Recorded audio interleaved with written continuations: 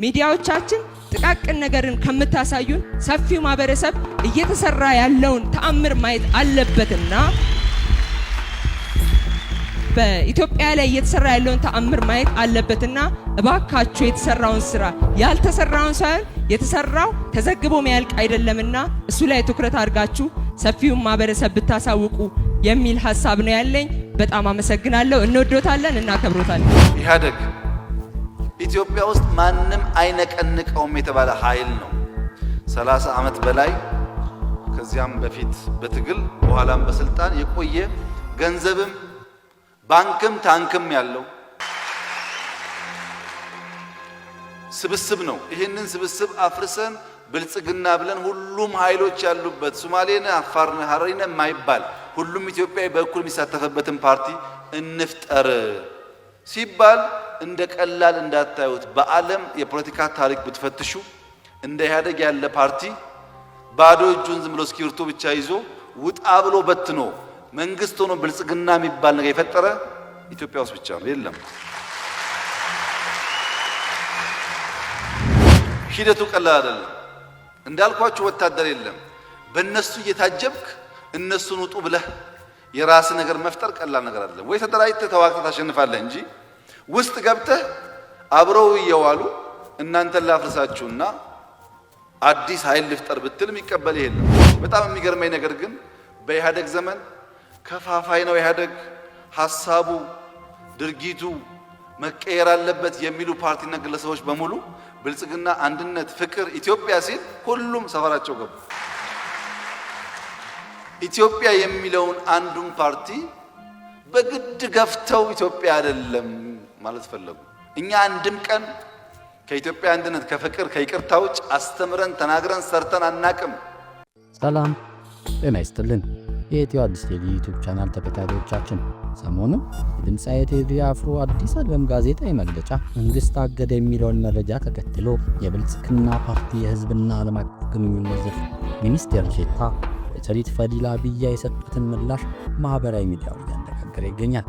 ሚኒስቴር ዴኤታው መረጃውን የበሬ ወለደ ፈጠራ እና የአንድ ዘፋኙን ጉርጉሮ በማለት ያጣጣሉበት መንገድ በብዙዎች ዘንድ ከፍተኛ ትችትና ቅሬታን ማስነሳቱ ይታወሳል። ለመሆኑ በማህበራዊ ሚዲያ በሚሰጧቸው እንዲህ አይነት ጠንከር ያሉና አነጋጋሪ አስተያየቶቻቸው የምናውቃቸው ወይዘሪት ፈዲላ ቢያ ወደዚህ ከፍተኛ የሀገሪቱ የፖለቲካ ስልጣን ማማ ላይ እንዴት ወጡ? ብዙዎቻችን ፈዲላ ቢያን የምናውቃት በቅርብ ጊዜ በሚሰጧቸው አወዛጋቢና አነጋጋሪ ጽሑፎች ሊሆን ይችላል። ነገር ግን ይህች ወጣት ወደዚህ ከፍተኛ የስልጣን እርከን እንድትመጣ መንገዱን የከፈተላት ከጥቂት ጊዜያት በፊት ጠቅላይ ሚኒስትር አብይ አህመድን ከወጣቶች ጋር ባደረጉት የውይይት መድረክ ላይ የተፈጠረው ክስተት ነው። በወቅቱ ከጅማ ከተማ ወጣቶችን ወክላ በመድረኩ የተገኘችው ፈዲላ ልክ እንደ ማንኛውም የፓርቲው ካድሬ ለጠቅላይ ሚኒስትሩ ያቀረበችው ጥያቄና ያደረገችው ንግግር በጠቅላይ ሚኒስትሩ ዘንድ ከፍተኛ ሙገሳና መደነቅን አትርፎላት ነበር። በትክክልም ምንም አይነት የረጅም ጊዜ አመራር ልምድ ሳይኖራት አንድ መድረክ ላይ ባሳየችው የካድሬነት ሚና ብቻ ወደዚህ ከፍተኛ የሀገሪቱ ስልጣን እንድትሾም ትልቁን ዕድል የከፈተላት ያ መድረክ ነበር። ዛሬ በኢትዮ አዲስ ዴሊ ይቺ ወጣት ሚኒስቴር ዴኤታ ዛሬ ለምትሰጣቸው አነጋጋሪ አስተያየቶች መነሻ የሆነውና ወደ ስልጣን ያመጣት ብዙሃኑ ያላየው ያንን የዕለቱን የቪዲዮ ትዕይንትና ጠቅላይ ሚኒስቴሩን ምላሽ ይዘንላችሁ ቀርበናል። ቪዲዮን ተመልክታችሁ ያላችሁን አስተያየት በኮመንት መስጫው ላይ እንድታሰፍሩልን እንጋብዛለን። ወደ ቪዲዮ ከቤዳችሁ በፊት ለኢትዮ አዲስ ዴሊ አዲስ ከሆናችሁ ሰብስክራይብ ማድረጋችሁን፣ ቪዲዮውን ላይክ፣ ሼር ማድረግን እንዳትረሱ። አሁን ቀጥታ ወደ ቪዲዮ እንሂድ። በክልላችን አንዳንድ አካባቢዎች፣ ዞኖች ሸኔ ከፍተኛ ውድመት እያደረሰች ነው። ኦሮሚያ ነዋሪዎች ያለ ብሔርና ቋንቋ ልዩነት እየተረሸኑ ነው። በተለይ የኦሮሞ ተወላጆች በየቀኑ በሸኔ ይገደላሉ።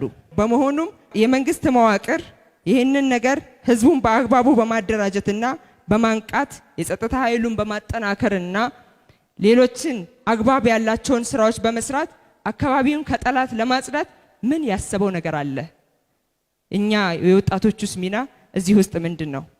ሁለተኛው ጥያቄ እንደ ሀገር መልካም መስተዳደር ማስፈን ስራ በርካታ ችግር ያለበት ሆኗል።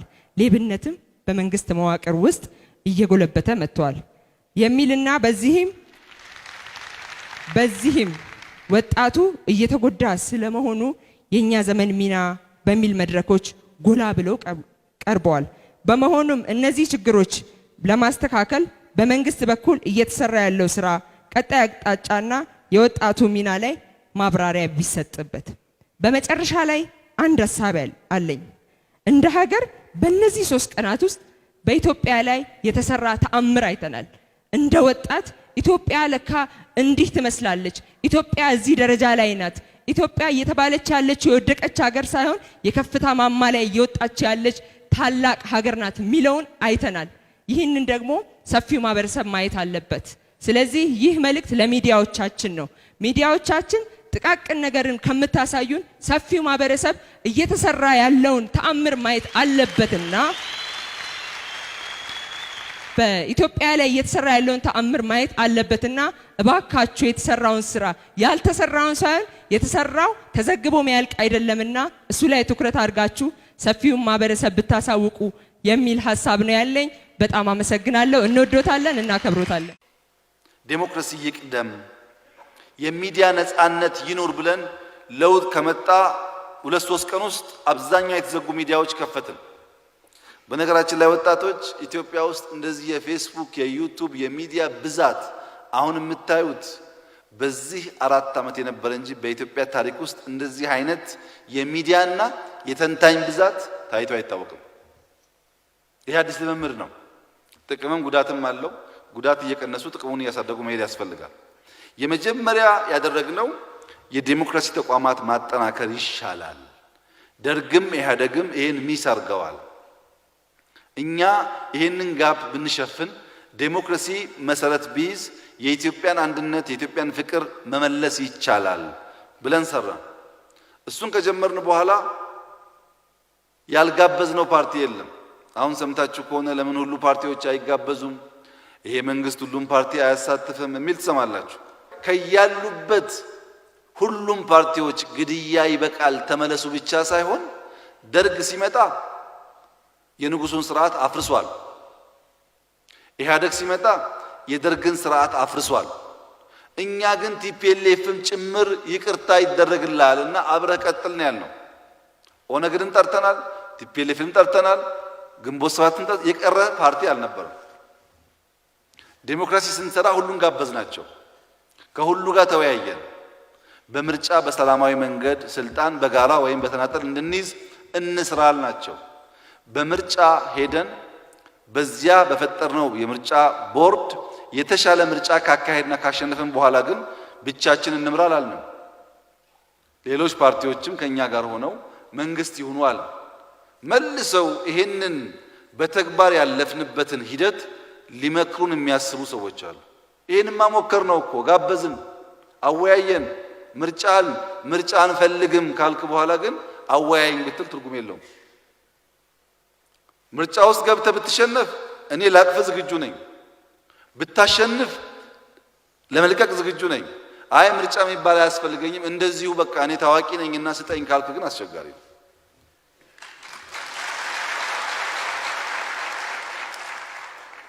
ይሄንን ካደረግን በኋላ ይሄ በቂ ስላልሆነ ሶሻል ካፒታል ላይ እንስራ። አሁንም መከላከያ ብንል ሩቅ ነው። ሶሻል ካፒታል እናጠናክር ብለን አንደኛ ኦርቶዶክስ ጥያቄዎች አሏት። 2 ሲኖዶስ ነው ያለው። የቆየ የተወረሰ 30-40 ዓመት የህንፃ ጥያቄ አላት። ብዙ የመሬት ጥያቄዎች አሉ። እነዚህም መልሰን አንድ ብናደርግ ኦርቶዶክስ ለኢትዮጵያ አንድ ምሰሶ ስለሆነች እሷ ብትጠናከር መከላከያም ባይኖር አንፈርስም አለ። ሁለተኛ ሙስሊም ውስጥ ኩርፊያዎች አሉ። የታሰሩ የተገፉ ሰዎች አሉ። ሰብሰብ ብናደርግ የባንክ ጥያቄ አለ፣ የመሬት ጥያቄ አለ፣ የመጅሊስ ጥያቄ አለ። እነዚህም መልሰን ብናጠናክር ሌላ ምሰሶ ይቆማል አለ። ፕሮቴስታንትን ደግሞ ሰብሰብ አድርገን ብናደራጅ ሌላ ምሰሶ ይቆማል። እነዚህ ካሉ ኢትዮጵያ በቀላሉ አትፈርስም ብለን ልክ እንደ መንግስት ጊዜ ወስደን አወያይተን እነዚህ ጉዳዮች ለመመለስ ጥረት አደረግን። ከዲሞክራሲ በኋላ ሶሻል ካፒታል፣ እዚያ ላይ ደግሞ ዘር እየዘራን በየዞኑ በየወረዳው ውይይት እያደረግን ማለት ነው። ይሄን ካደረግን በኋላ ያየነው ሌላው ምልክት የፖለቲካል ተረክ ነው። ኢትዮጵያ ውስጥ የነበረው ትርክት ከፋፋይ ስለነበረ ኢትዮጵያ ውስጥ የነበረው ንግግር የሚገፋ ስለነበረ የሚያሳስብ ነገር ላይ ዱዌል ማድረግ አለብን፣ የፖለቲካል ናሬሽን መቀየር አለበት በሚል ኢህአደግ ኢትዮጵያ ውስጥ ማንም አይነቀንቀውም የተባለ ኃይል ነው። 30 ዓመት በላይ ከዚያም በፊት በትግል በኋላም በስልጣን የቆየ ገንዘብም ባንክም ታንክም ያለው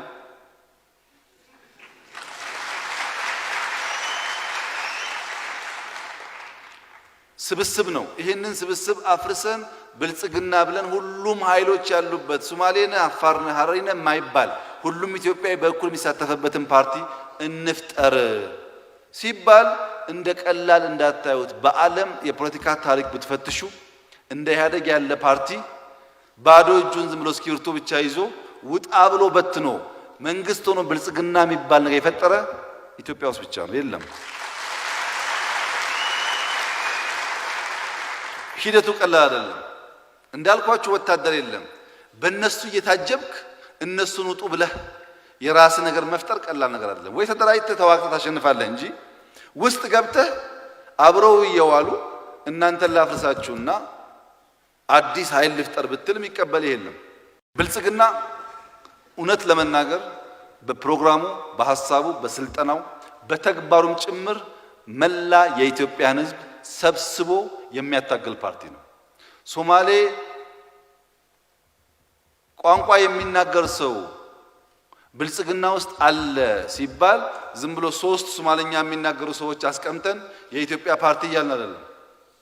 የኦሰዴፓ ፓርቲ የነበረው አባል በሙሉ ነው የብልጽግና አባል የሆነው በሙሉ በመቶ ሺዎች የሚቆጠር ብልጽግናን የሚመራው አሁን ከሶማሌ ክልል የመጣ ሰው ነው። በ4 ዓመት ውስጥ ከአጋርነት በወታደር ወኪል ከመመራት ወጥቶ ብልጽግናን መምራት እንደ ቀላል እንዳታዩት።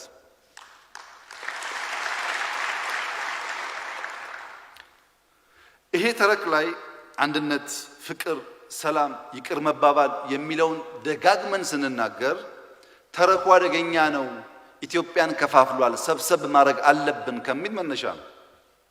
በጣም የሚገርመኝ ነገር ግን በኢህአደግ ዘመን ከፋፋይ ነው ኢህአደግ፣ ሐሳቡ፣ ድርጊቱ መቀየር አለበት የሚሉ ፓርቲና ግለሰቦች በሙሉ ብልጽግና፣ አንድነት፣ ፍቅር፣ ኢትዮጵያ ሲል ሁሉም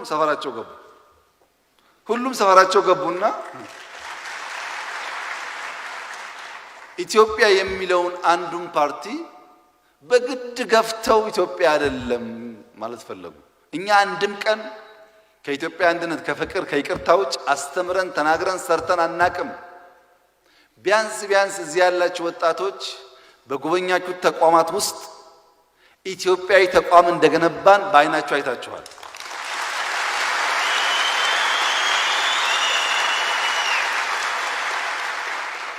እነዚህ ኃይሎች ለካ ኢህአደግ እያለ ከፋፋይ ነው ትክክል አይደለም ያሉት ስልጣን ፍለጋ ነው እንጂ ውስጣቸው አልነበረም የሐሳብ።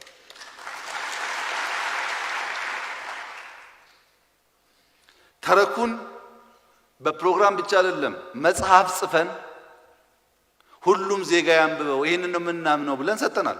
ታውቃላችሁ ሁላችሁ። መጀመሪያ ፍኖተ ካርታ የለም፣ ወዴት ነው የምንሄደው ሐሳብ የለም ያሉ ሰዎች አሁን ደግሞ እኛ ሐሳባችን ፕሮግራም ብቻ ሳይሆን ይሄው መጽሐፍ ስንል ያንን ሊቃረን የሚችል ወይም ሊገዳደር የሚችል ሐሳብ ከማምጣት ይልቅ የኛኑ ሐሳብ መልሰው እኛን ይመክሩናል።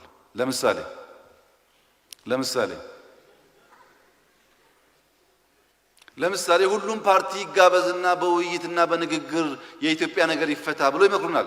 እኛ ሁሉም ፓርቲ ጋብዘን ገብተው አንዳንዶች ስልጣን ይዘው አንዳንዶች እንዲህ ብሎ ጫካ ገብተው በአይናቸው እያዩ እንደ አዲስ ጋብዙ ይናል።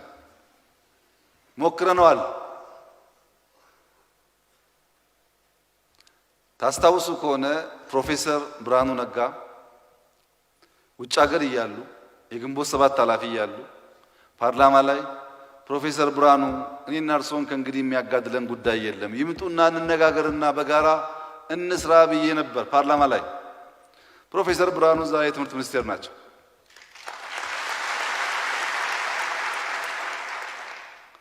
አቶ ቀጀላ አስመራ ነበሩ። ኦነጎች ባካችሁን ይበቃናል፣ ኑ ግቡ፣ ተወያይተን እንስራ፣ ከእንግዲህ ውጊያ አያስፈልግም ስንል አቶ ቀጀላ አስመራ ነበሩ። አሁን ሚኒስቴር ናቸው።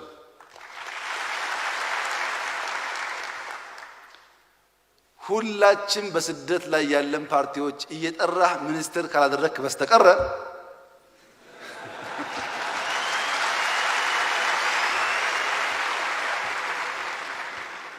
የነዚህን ጉዳይ አንቀበለውም ነው እንጂ እየተባለ ያለው መጋበዝም መወያየትም ስልጣን ማጋራትም በተግባር አሳይተናል፣ ጽፈናል፣ አሳይተናል።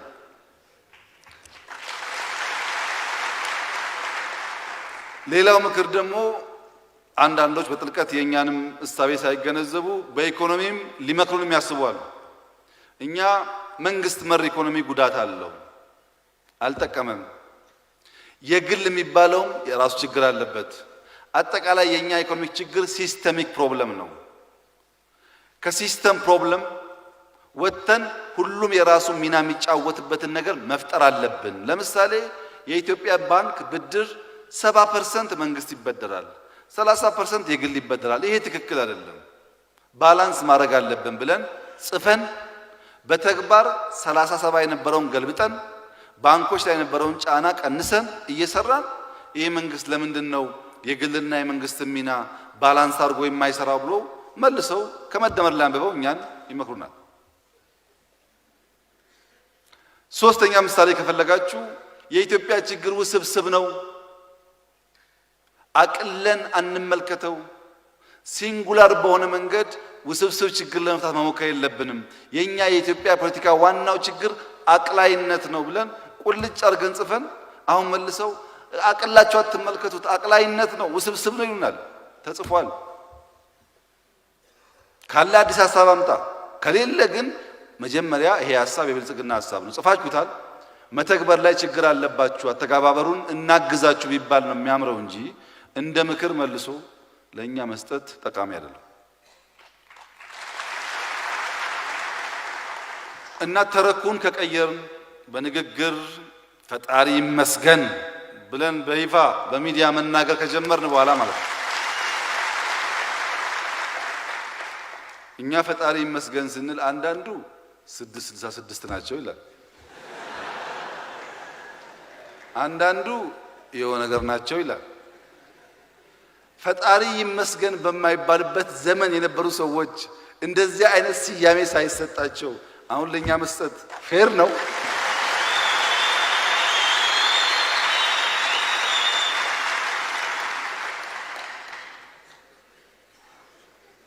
እና የኢትዮጵያ ፖለቲካ እንደዚህ ነው፣ ስትጨብጡት እንቦጭ ነው። ከዚህ መውጣት የሚያስፈልገው ደጋግመን ፍቅርን፣ ደጋግመን አንድነትን፣ ደጋግመን ሰላምን በመናገር በማስተማር ነው። ለምን? የምንፈልገው እሱን ስለሆነ። በእርግጠኝነት የምነግራችሁ የመደመር የፍቅር የሰላም የአንድነት ጉዳይ እናንተ እንኳን ልጆች የሏችሁ በህፃናት ጭንቅላት ውስጥ ተቀርጿል። እነሱ ሲያድጉ ቋንቋቸው መደመር፣ ፍቅር፣ አንድነት፣ ይቅርታ ነው። አሁን ያለውስ ትናንትን ይመኛል፣ አሁንም ይመኛል፣ እስከ የት ድረስ እየተመኘ ይሄዳል።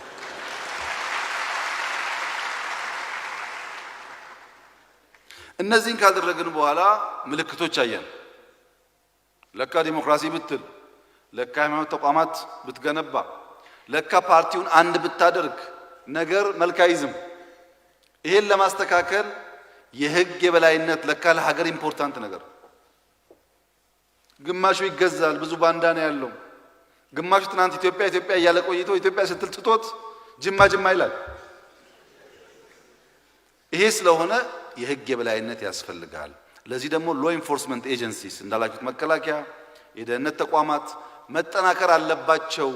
እነዚህ ካልጠናከሩ ኢትዮጵያን ለማፍረስ የሚፈልጉ ኃይሎች በቀላሉ ሊያፈርሱን ይችላሉ በሚል በዚህ ሁሉ ወጀብ ውስጥ ተቋማት ለመፍጠር ተሞክሯል። እዚህ ጋር መላው የኢትዮጵያ ህዝብ አላየም ተቋማቱን።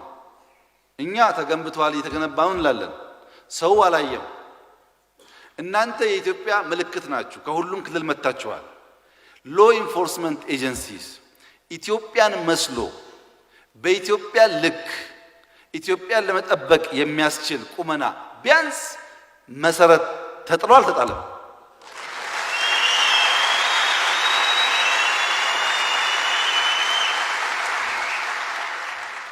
እንዳያችሁት ተጥሏል።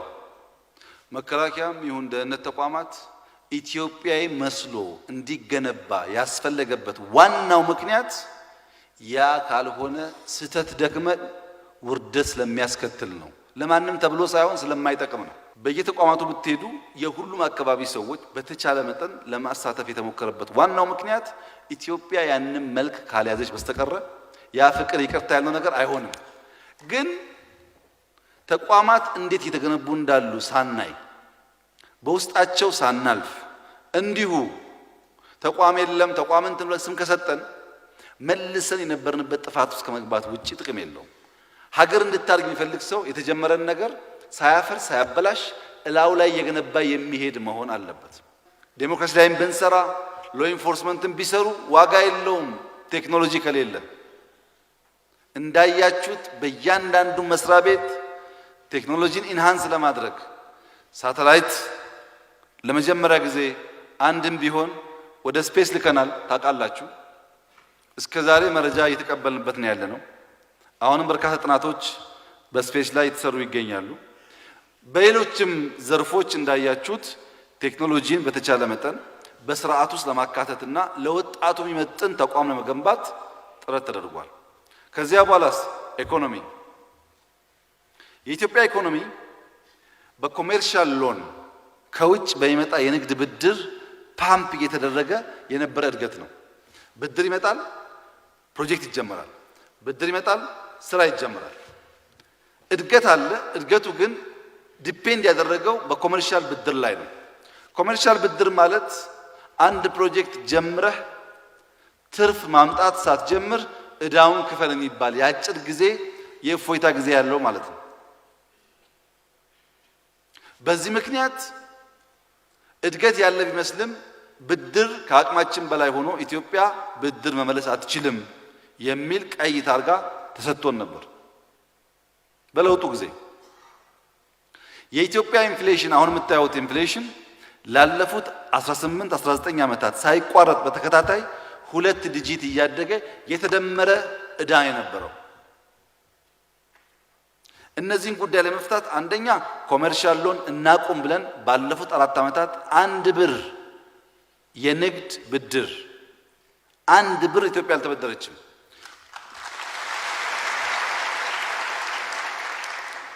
ኮንሴሽናል ሎን ማለት በ30 ዓመት 40 ዓመት የሚከፈል ነው። ኮሜርሻል ሎን ማለት በ6 ዓመት 7 ዓመት 8 ዓመት ክፍያ የሚጀምር ነው። ወለዱም ከፍ ይላል። ኮሜርሻል አቆምን አንደኛው። ሁለተኛው በየቦታው ተጥደው መብሰል ሳይሆን እያረሩ ያሉ ፕሮጀክቶች ከጣድናቸው በኋላ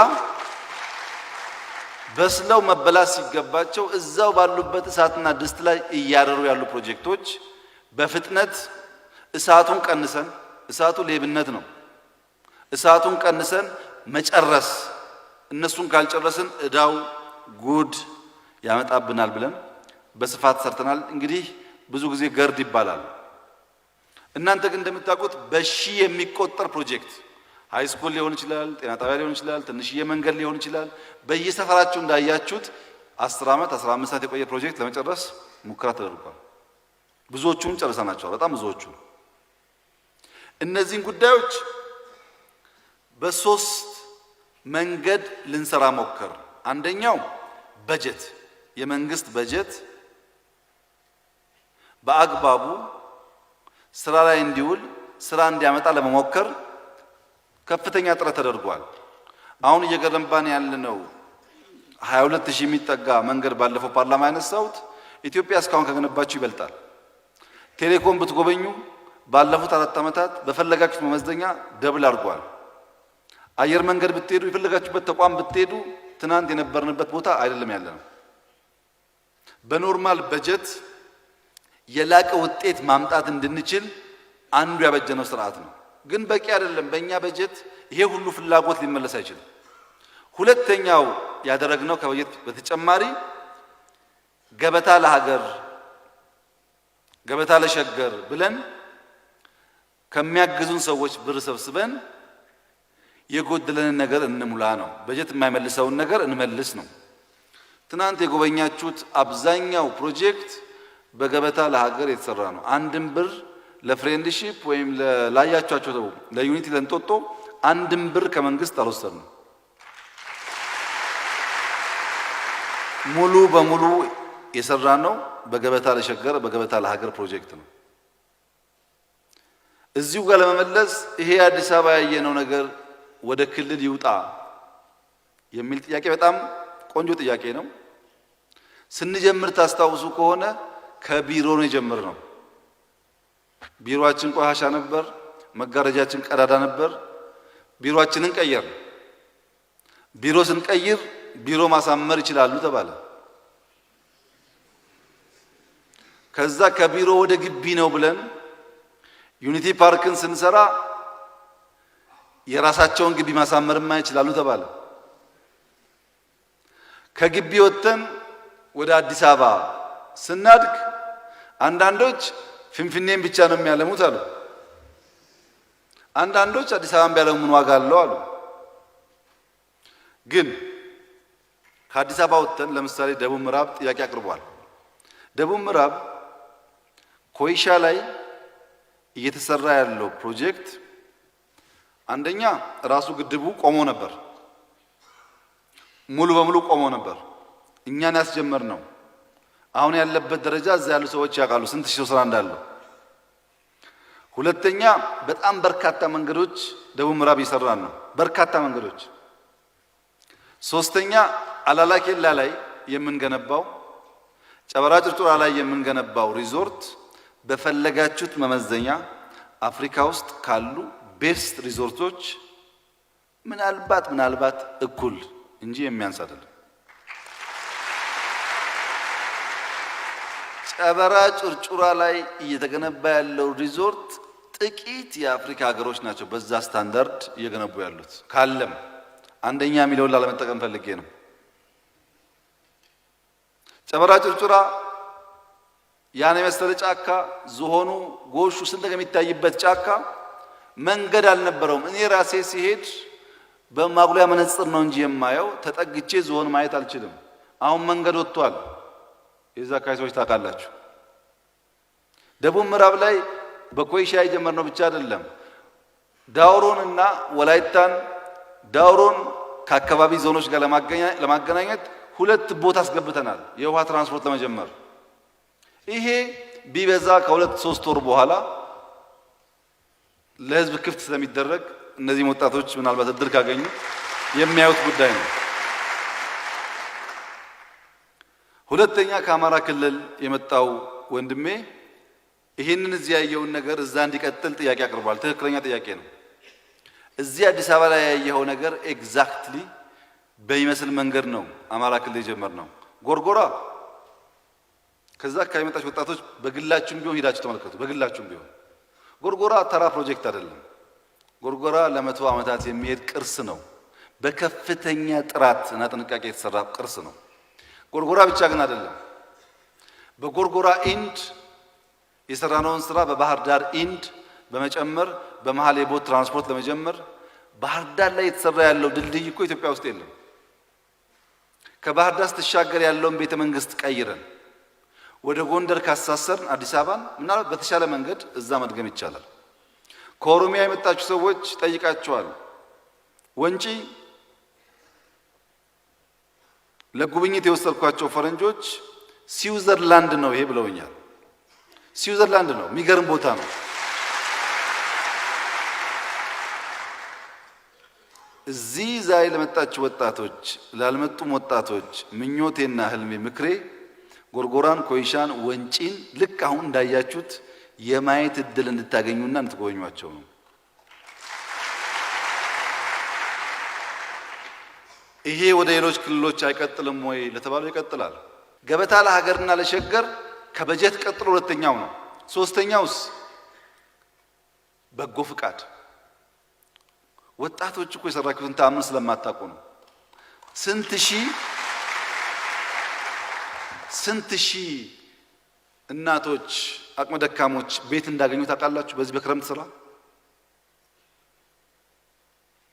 እኔም ማስገነባዋል እዚህ አዋሪ አካባቢ ለእናቶች ከአዲስ ዓመት በፊት የሚሰጣቸው በጣም ነው የሚገርማችሁ። በሁለት ወር ነው የተገነባው። G+4 ነው። አንደኛውም ኮንዶሚኒየም የዛን ያክል ጥራት የለውም።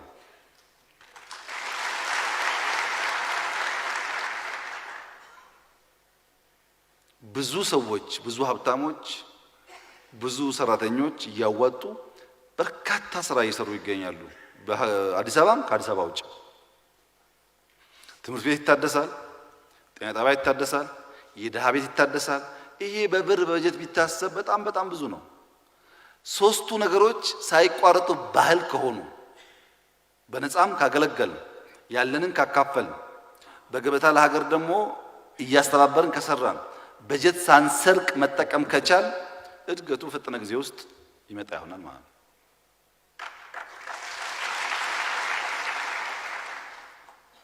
እንግዲህ የኢኮኖሚክ ለውጥ ከስራ አጥነት ከምናምን ያነሳችሁት ጉዳይ እንደዚህ በቀላሉ እንደ ኢትዮጵያ ያሉ ሀገራት ባጠረ ጊዜ ውስጥ ተቀይረው ማየት ያስቸግራል። ለምሳሌ ቻይና ከ70 ዓመት በላይ ፈጀባት ከነበረችበት ድህነት አሁን ወዳለችበት ለመምጣት።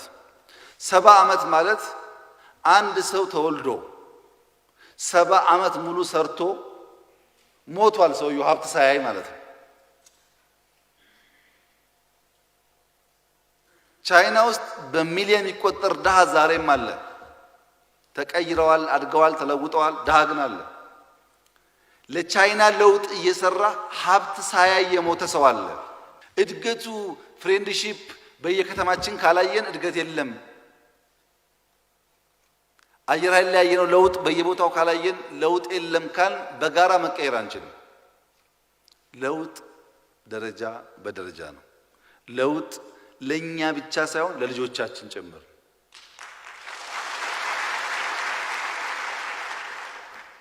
ነገር ግን ማባዛት ያስፈልጋል። ያንን ለውጥ እዚህ ያለውን በስፋት ማባዛትና ባጠረ ጊዜ ውስጥ ሁሉም ጋር ማየት ያስፈልጋል።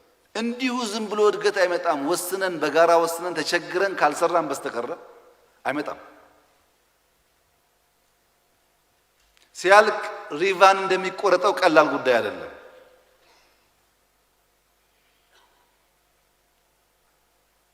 በሀገራት ያየነውን ልምድ ወስደን ከመልካም ልምዶቻቸውን ልምድ ቀስመን ከትጋታቸውም ትጋት ወስደን አንድ ሆነን ብንሰራ ግን ኢትዮጵያ የምትቀየር ሀገር መሆኗን ያመለክታል። ለዚህ ደግሞ ኦፕን አፕ ማድረግ አለብን። የተዘጋው ኢኮኖሚ ትክክል አይደለም ብለን ቴሌኮም ላይ ከፍተናል ታውቃላችሁ።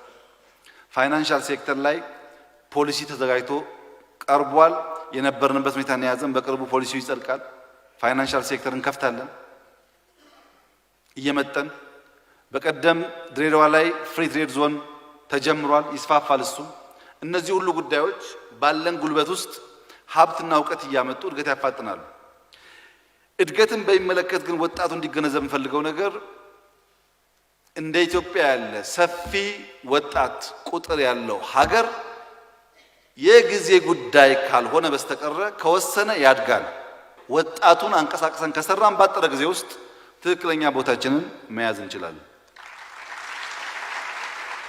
ይሄ እንደተጠበቀ ሆኖ አጠቃላይ መንግስት ተቋም ህጎች፣ ፖሊሲዎች ለማሻሻል በተለይ ኤርጎኖሚክስ ቢሮ አካባቢ ያለውን የቆሽ ነገር ለመቀየር እንደዚህ አይነት አዳራሽ ኢትዮጵያ ውስጥ ማየት ብዙ አልነበረም ታውቃላችሁ አይደል?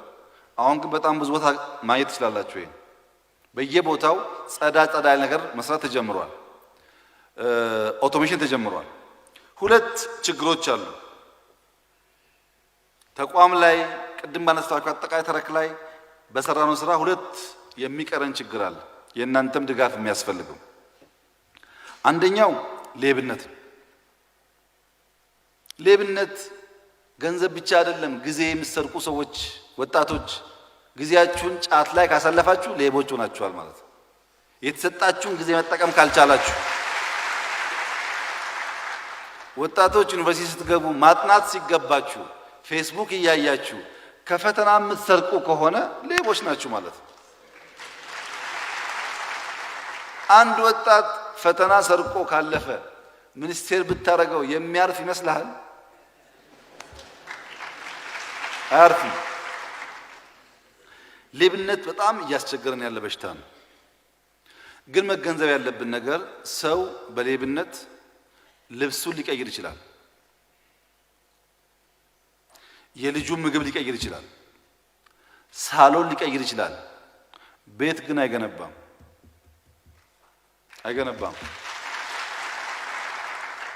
ቤት ሰርቶ ሊሆን ይችላል። ሀገር መስራት እስካልቻለ ድረስ ግን ያ ቤት ይፈርሳል፣ ይወረሳል። ኢትዮጵያ ከሌለች አንተ ፎቅ ብቻውን አሁን ይሄ ፎቅ ሁላችን ባንኖርበት ሰው የሚባል ባይገባበት 6 ወር ቢቆለፍ ኦና ነው። የዚህ ፎቅ ክብርና ውበት የኛ መገልገል ነው እንጂ ህንጻው ብቻ አይደለም። ብቻችን መገንባት ሳይሆን ሀገር በሚያቆም መንገድ መሄድ ይኖርብናል። ያ ሲሆን ለውጥ ይመጣል። ሌብነት ችግር አለ። በቅርቡ ተሰማላችሁ፣ ስራ ጀምረናል። ትንሽ በሚቀጥለው ዓመት አግሬሲቭ ከምንሆንበት ኤሪያ አንዱ ሌብነት ማን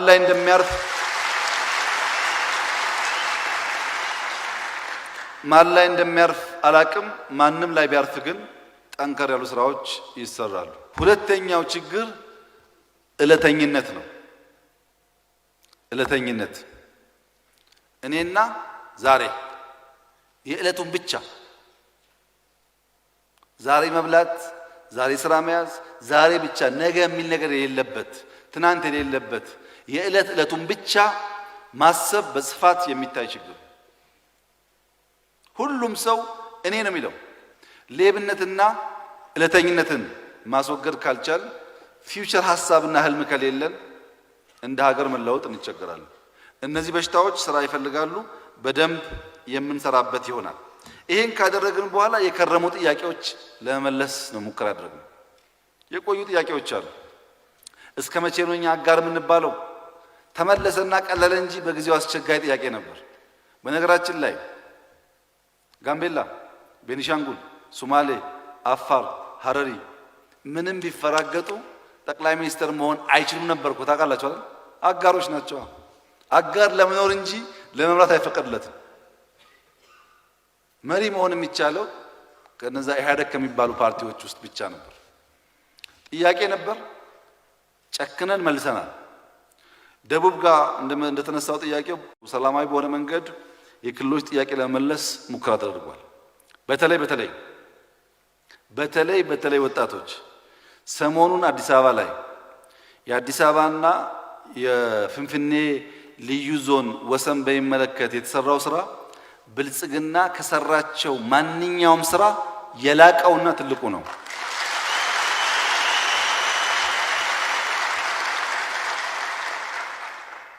በጣም የሚገርማችሁ ጭቅጭቅ ሲነሳ ታስታውሳላችሁ። ኮሚቴ አቋቁሜ ነበር። አጋጣሚ ብዙዎቹ እዚህ ያሉበት 2 ዓመት ፈጀባቸው። በእግራቸው እያንዳንዱ ሰፈር እየሄዱ ሊግባቡ አልቻሉ። ኦሮሚያም እስከ ሜክሲኮ ነው ይላል፣ አዲስ አበባም እስከ አዳማ ነው ይላል። ከፍተኛ ጭቅጭቅ፣ ንትርክ የነበረበት ጊዜ ነው። ይሄ ጉዳይ ከሱዳን ጋር አይደለም፣ ድንበር አይደለም፣ የአድሚኒስትሬሽን ወሰን ነው። እዚህም ያለ እዛም ያለ ሀገሩ ነው። ስርዓት ባለው መንገድ በሰላማዊ መንገድ ይፈታ የሚለው ጉዳይ ቀላል አልነበረም። 2 ዓመት ፈጅቶብን በብዙ ስቃይ ሰሞኑን ለመፍታት ሙከራ ተደርጓል። ይህን የሚያራክሱ ሰዎች ሰምቻለሁ። ለተፎካካሪ ፓርቲዎች እና ይሄንን እንደ ፖለቲካ ለሚጫወቱ ሰዎች መንገር የምንፈልገው ነገር ከሰራናቸው ስራዎች ሁሉ እናንተ እንኳን ነገ መሪ ብትሆኑ የሚጠቅም ስራ ይሄ ስራ ነው።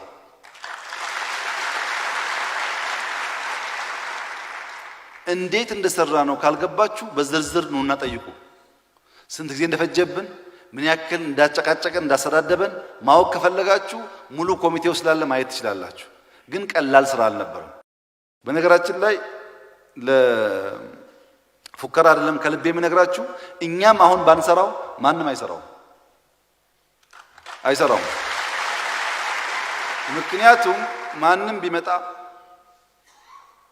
ሁለቱም ኃይሎች ያላቸውን ሽሚያ በጉልበት መፈጸም አይችልም። በጉልበት ከኦሮሚያ ይሄኛው ቦታ ያንተ አይደለም ቢል ኦሮሚያ በደንብ ብዙ የሚቆልፋቸው ጉዳዮች አሉ። አስቸጋሪ ነው። ሞስት ኢምፖርታንትሊ አንድ ሰው ሳይሞት ሳይቆስል በሰላም ማለቁም በጣም በጣም ትልቅ ነገር ነው።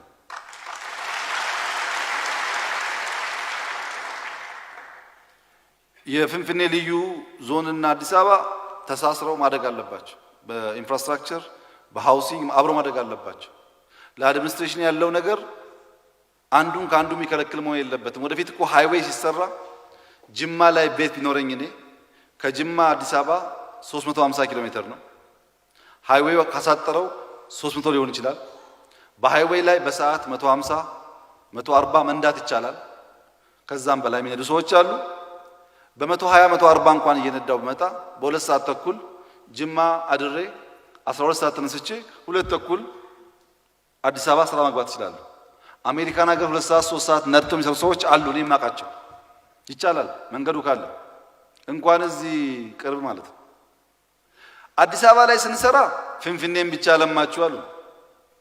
ወሰን ስንወስን ደግሞ ለኦሮሚያ ወሰኑ አሉ። በነገራችን ላይ አዲስ አበባም ኦሮሚያም ትግራይም ወልቃይትም ጋምቤላም ወንድሜ እንዳለው የጋራ ሀብታችን ነው።